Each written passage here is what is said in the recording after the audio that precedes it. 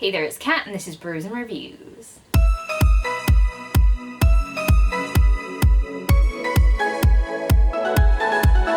It's time for my August wrap-up, and this one is going to be large. I read 24 books in August, which is perhaps the largest number of books that I have ever read in a month. And I guess I owe thanks to the 3 readathons that I took part in: the Summer Mixtape Readathon, the Aurelian Magical Readathon, and Rom-Comathon. Now, if you're an avid viewer of my channel, then you'll probably know that I vlogged throughout August, and I did give my thoughts on a lot of these books. So let's just do a quick rundown of the stats, starting with star ratings.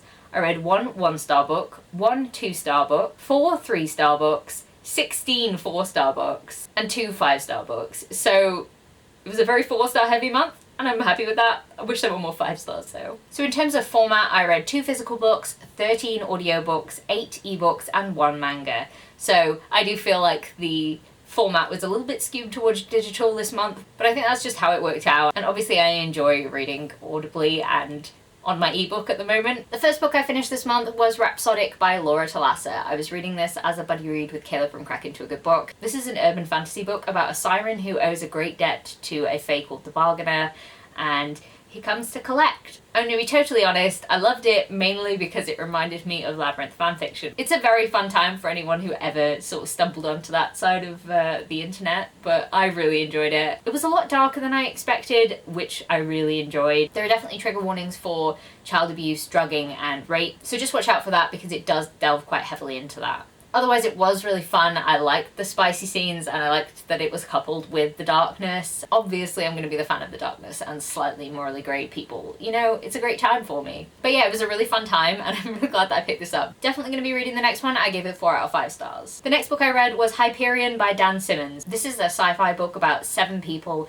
who are on the last pilgrimage to the Shrike. The Shrike is kind of a biomechanical monstery type thing that lives on this alien planet and does a lot of murder sometimes. And what happens on these pilgrimages is that the people go there and then they're judged, and one of them is given a wish while the others are all murdered. The way the book is set out is that there's a recounting of all of these different pilgrim stories, and some of them are really, really interesting, and then some of them are not so interesting. The poet specifically I hated. Really got on my nerves. His character is just such a dick. Aside from that, I did really enjoy that there's a story about reverse aging. There's one about a priest and these like weird creatures that are bonded to the earth and can't die. And there's one about artificial intelligence that I really enjoyed. I would have liked for there to have been a more concrete ending, but I think it is just meant to be read with the sequel straight after it. I think it will follow directly on, but you don't actually get a resolution to the story in this one, which I would have liked. In the end, I gave it 4 out of 5 stars, and I enjoyed it way more than I thought it was going to. Next up, I did a reread, and it was No Exit by Taylor Adams. This is a thriller about a woman who pulls over in a truck stop because it's too snowy to continue, and there are a couple of other people in this truck stop that are stuck there too. She goes out looking for phone signal and finds that there's a little girl who has been kidnapped in the back of one of the people's cars, and she has to figure out how to save this little girl and also get away from whoever it is that's kidnapped her. I enjoyed this reread as much as I did the first time I read it. I like that the main character makes smart decisions as well as dumb ones, but they all kind of seem logical and they don't necessarily all work out the way you think that they would. It's a little bit gory at times, and obviously a child has been kidnapped in this book and it's not exactly treated the best. But aside from that, I gave it 4 out of 5 stars, loved it. Next up I read The Spanish Love Deception by Elena Armas. This is an enemies to lovers romance book about a woman who has to bring somebody to her sister's wedding because her ex-fiance is the best man. And, you know, she can't be alone because that would be humiliating, so she has to bring someone with her. And obviously, as it is enemies to lovers, nothing is very simple. I found this a little bit predictable. It was kind of like watching a rom-com when you really want to shut your brain off and just sort of go along for the ride, and then at the end it's like, yeah, okay, yeah, fine, that was alright. I really don't have much to say on this book apart from that, but I will say there is a sort of unnecessary dieting plotline. Like, the main character is trying to lose weight for the wedding because she's like, oh, I'll be too fat.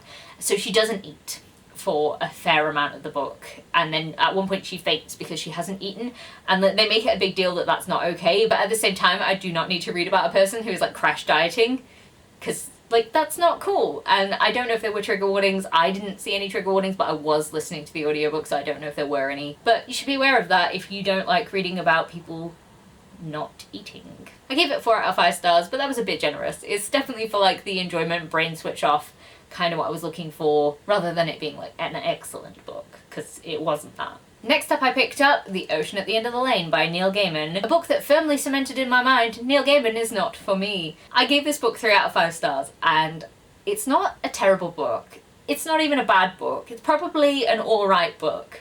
I just didn't enjoy it. I didn't find it a pleasant reading experience. I would try and give you a synopsis for this book, but just go into it blind because I can't describe it, it's just really strange. It's told from the perspective of a man who is looking back on his childhood memories and some like weird magical type things that happened to him when he was younger, but it has that trope where people don't believe the child who is telling them that there is danger and bad things that are happening, and people are just like, no, I don't believe you, and blah blah blah. And I hate that. It just really is painful to me to read about that. I don't want to believe that people wouldn't listen. I know they probably wouldn't in all likelihood, but I just don't want to read about it. I would like parents to be good at parenting. There's like child abuse in this and it's really not nice, so I give it 3 out of 5 stars, but it made me uncomfortable and I didn't like it. The next book I read was Redemptor by Jordan Effueco. I have finished this duology and I'm very happy with myself. So I'll start off by saying I give this one 4 out of 5 stars. This seems to be a very polarizing book among readers. It is the second book in the duology and it does have a very different tone from the first book, and I think it follows the main character's problems specifically, and like a lot of the wider things that we were getting introduced to sort of like fade out. It's very focused on this like one little part of what is happening, and the rest of it is a little bit neglected. I can see why a lot of people wouldn't like it, but I was into it and I liked it. I think if you go into it knowing that you're not gonna get like what is happening in the wider world, and you're not going to really get the full story of everything that's happening, you're just going to get Talasa's story, then you might like it a little bit more. It was a little bit slow at times and a little repetitive, but I still enjoyed it. Next up I finally read Unravel the Dusk by Elizabeth Lynn. This is another second book in the duology. I gave this one 4 out of 5 stars as well. I didn't like it as much as the first book though. I found it a lot more depressing, particularly as there is a character who is losing their memories, and I really hate reading about that because it makes me really sad, so not my fave thing. And also the romance that was more present in the first book is there, but also kind of not the same in this book.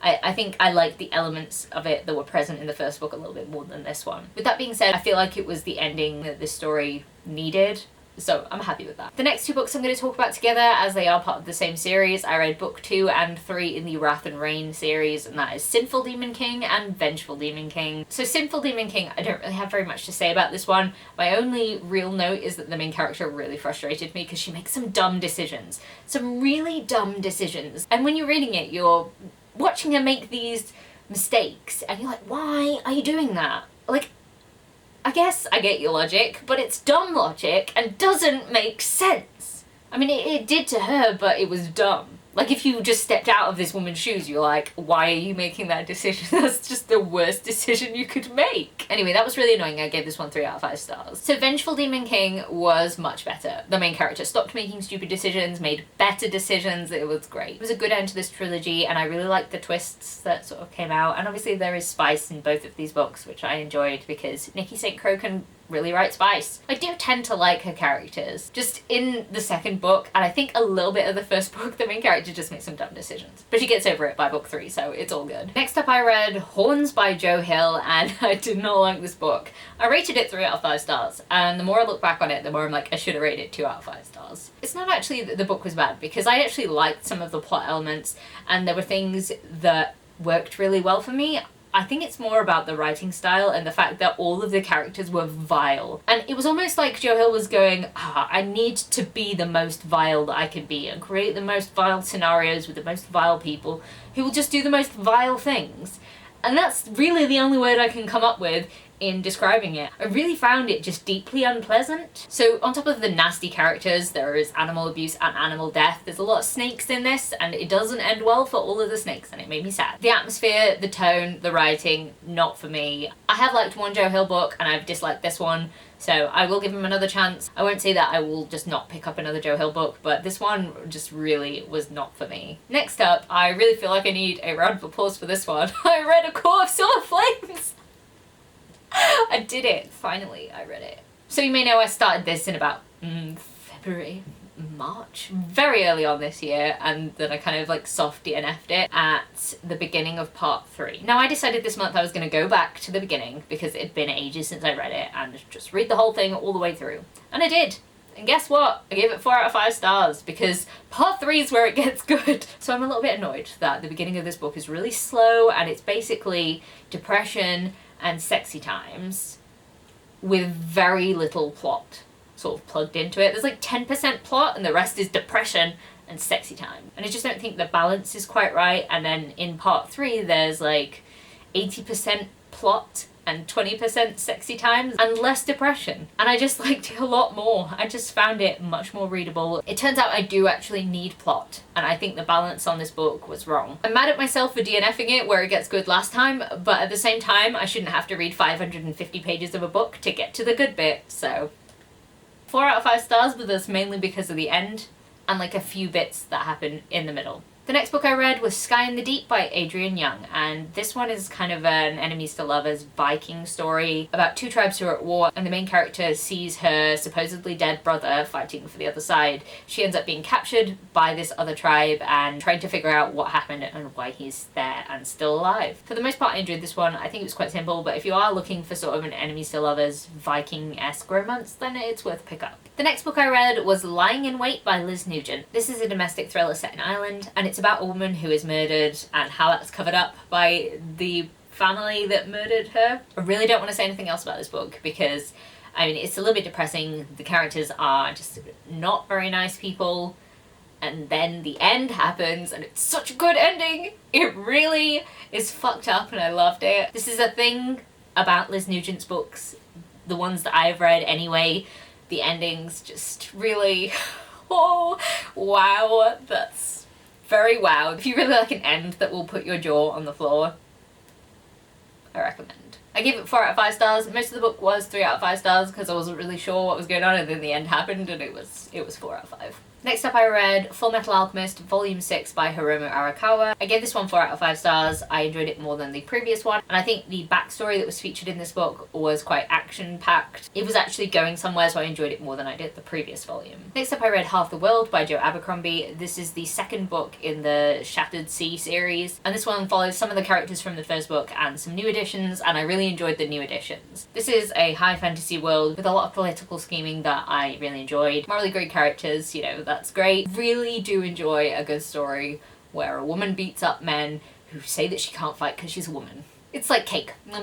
I love it. So I gave this one 5 out of 5 stars because I just really enjoyed that whole plot line, and you know, it was good times. Next up I picked up The Bone Season by Samantha Shannon, and I would like to explain this one to you, but I can't because it's complicated. Well, it's not, but it is. This book is set in an alternate England where people with abilities who are called voyants or clairvoyants and have the ability to talk to spirits and do various things like that are seen as unnatural by the government. And we follow the main character who's in a gang of voyants, but she ends up getting caught by somebody and it may not be the government. And that's all I'm willing to say because you read it, you find out.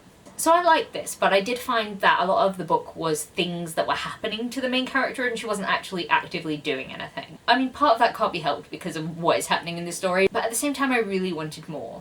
I enjoyed the concept and some of the things, it just wasn't quite enough to get me really invested in the characters. Although, having said that, I really do like the warden and I'm intrigued to see more from him. I gave it 4 out of 5 stars, but I just have so many questions still.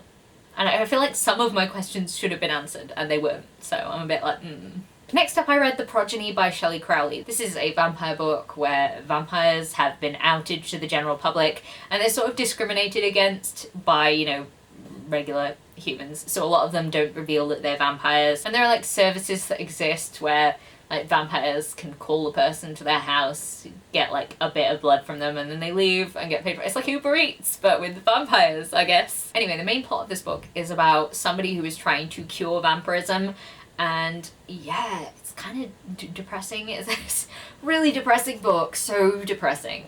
I got a bit sad reading it because like some of it's really dark. Like it gets a bit genocidal at one point. I mean, like potentially genocidal. I'm not saying that there's actually a genocide that happens, but it looks like it's going that way at one point. And there is suicide and depression that does feature very heavily in this book. It's very bloody, it's a horror book, vampires and depression. I gave it 4 out of 5 stars, and it was a really interesting look at how the world would be if we found out that vampires existed and how people would react to that. Once again, I would really like a round of applause for this one. Roll of Wolves by Leigh Bardugo. Finally read it after saying I'm going to read it for ages and never reading it. I've read it now. Yeah. So this is the second book in the King of Scars duology, the last book that currently exists in the Grishaverse. So we do have characters that appear in Shadow and Bone and Six of Crows, and then King of Scars as well. I can't tell you too much about the plot or even the characters that are in it, because they'd just be major spoilers for all of those other books. I will say that I didn't particularly enjoy the main conflict of this duology, and I wasn't a big fan of Fjordur, Shuhan versus Ravka. It just didn't really do anything for me. I'm not really sure how I felt about it. And there were certain characters that appeared and I didn't particularly enjoy their inclusion because I didn't really think they added anything up until right at the end. I can't say who I'm talking about because it is a major spoiler, but I don't think that they needed to be in this book. I enjoyed the end of the book more, particularly when all the characters started getting together. That was a big tick for me. And I love Zoya. 4 out of 5 stars. Next up I read Her Fairy King by Bianca Kolb. This is a fated mates romance book and it's exactly what it says on the tin. She was a human girl, he was a fairy king. Can I make it any more obvious? They banged.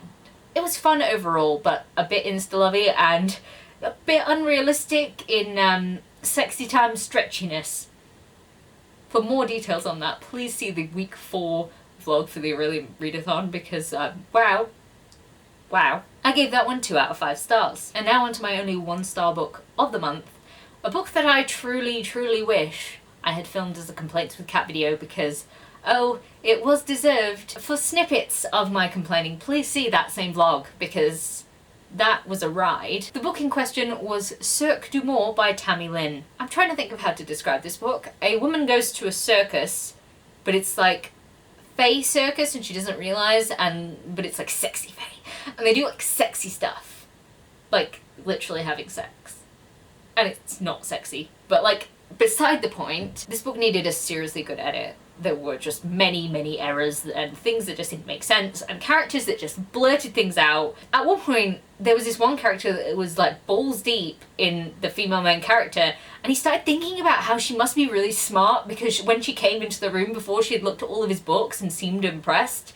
I mean, that's not what I'd be thinking about at that point in time, but you know. Also, it's like a reverse harem, so there's like 3 fae brothers, one of whom is a vampire, one of them is, I don't know what they were, like one of them had a whip and he was like a skeleton guy and there was another one who had a inflatable penis. Please just watch the vlog because I go into more detail and it just made me really sad that I had to read this book. I feel a bit mean because it is obviously an indie book, but it was a painful experience. And I don't think I needed all of the info dumping that happened every time a character opened their mouth or thought about something. Yeah, they were all very unlikable and I hate it. The next book I read was Wolf of Wessex by Matthew Harvery. This is a book that was recommended to me because it's like historical fiction Dress the Legend. And obviously if you know me, I love Dress the Legend from the Drenai books by David Gemmell. And honestly this didn't disappoint. It's quite a simple story about an old retired warrior who saves a girl from being murdered and there's things afoot in the country that he may have to get involved in, even though he's grumpy and retired and he's got this old dog that's just like the goodest doggo and it was fun to read. I enjoyed it a lot. I gave it 4 out of 5 stars. Then I did a reread of Throne of Glass by Sarah J Maas. Don't have much to say on this one. It was a good reread and I enjoyed the nods to future books. The next book I read was Call Me Maybe by Cara Bastone. This is an Audible original audio play and I'm surprised by how much I enjoyed this one. It's about a woman who phones up tech support because her website is down and she's supposed to be launching her bespoke gift giving service at a convention at the end of the week and she's like, I really need my website to work. Really need that to work. And she ends up talking to the tech guy for ages and, you know, romance. It was cute and I enjoyed it a lot. I gave it 4 out of 5 stars. And the last book that I read in August was I Effing Dare You by M. Darcy. This is a bully romance set in like rich people school. It's really the best way I can describe it. It's rich people school. And this girl gets on the wrong side of top rich boys. and they are nasty to her. I mean, there's some really fucked up shit that happens in this book. There's like regular bully nastiness, and there's like spiciness to go along with it, but then there's also like cat murder. Because just like chop that scene out and just throw it away, because it was really not necessary, and like the rest of the book was fine. It wasn't even her cat, it was just a random cat that she was nice to sometimes, and like someone went, I'm gonna kill that cat, and she found this dead cat. Fucked up and unnecessary, and that's why I got 3 out of 5 stars rather than 4 out of 5 stars, because the rest of the book was fine and I enjoyed it, but that one bit just did not need. Really did not. Like the spice and the things that are happening in the book, really good. Just cut that scene out and then it's fine. So those were all the books that I read in August, and I don't think this video was quite as quick as I wanted to make these like little mini reviews, but I did my best. So here we are. If you like this video, please leave a like, comment, subscribe, and I'll see you in the next one. Bye!